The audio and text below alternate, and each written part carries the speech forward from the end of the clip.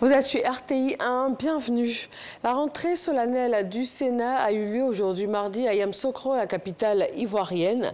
La Fondation Félix Houphouët-Boigny pour la recherche de la paix a accueilli les travaux de cette session ordinaire 2021 en présence du président de la Chambre haute du Parlement, Jano Ahoussou-Kouadio. Au cours de la session ordinaire qui s'annonce, le Sénat compte renforcer considérablement ses acquis au niveau de l'accomplissement de ses missions constitutionnelles. Au niveau du vote de la loi, il nous revient de créer les conditions optimales pour faire du Sénat une institution plus féconde afin de permettre aux sénateurs de constituer une véritable force de proposition de loi pour le gouvernement et ce dans l'intérêt de nos concitoyens. Concernant la décentralisation, nous saluons l'annonce récente du chef de l'État relative à la mise en place prochaine des districts avec les ministres-gouverneurs pour renforcer la décentralisation de l'action gouvernementale. Cette année 2021, le Sénat portera par ailleurs une attention particulière à la situation de nos compatriotes établis hors de Côte d'Ivoire. L'accomplissement de nos missions constitutionnelles de vote de la loi et de contrôle de l'action gouvernementale est le moyen pour notre Assemblée d'adresser les grandes questions de société qui restent des préoccupations pour nos concitoyens. À titre d'exemple, l'école. L'école est un bien commun dont le bon fonctionnement garantit aux générations futures la pleine capacité de s'assumer et de pérenniser les acquis d'aujourd'hui. Avec plus de 40 000 salles de classe et 232 collèges construits de 2014 à 2020, le Sénat voudrait constater avec satisfaction que l'école est restée l'une des priorités absolues du gouvernement depuis 2011. Cependant, il convient de mettre le doigt sur l'importance de la qualité des enseignants et des apprenants. Il y a lieu, dans le cadre du transfert de compétences, de confier la gestion des établissements scolaires aux communes et aux conseils régionaux. Au demeurant, il faut replacer les collectivités territoriales au cœur de l'école dans nos régions.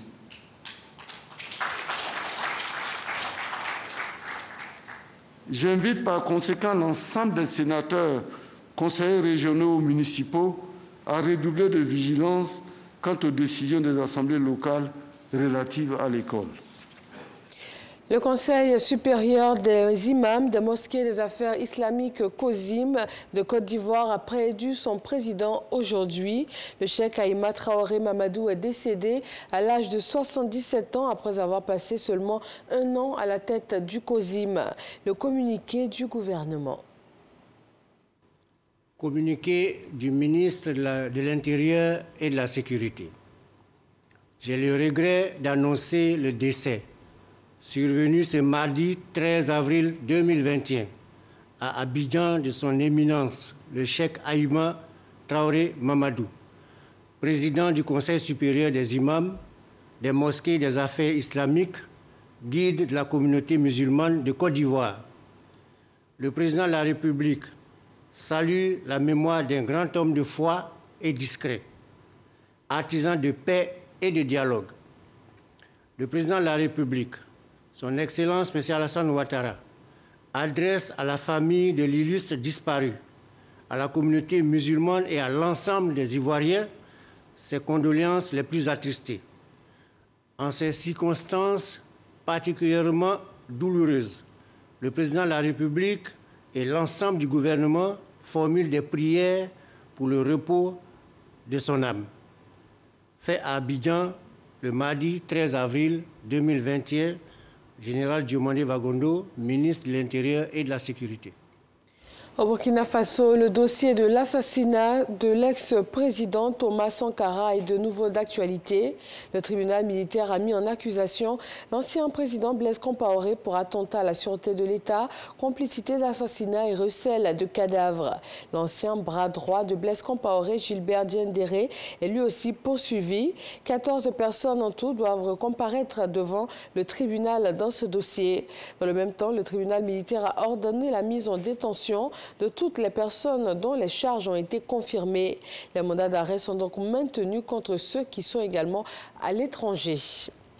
Décès dans la capitale malienne du président en exercice de la coordination des mouvements de l'Azawad, CMA. Sidi Ibrahim Ould Sidati a été la cible de tirs devant son domicile et il aura finalement succombé à ses blessures. Premièrement, secrétaire général du mouvement arabe de l'Azawad, il a ensuite adhéré à la CMA et a signé en 2015 à l'accord de paix et de réconciliation d'Alger avec le gouvernement malien.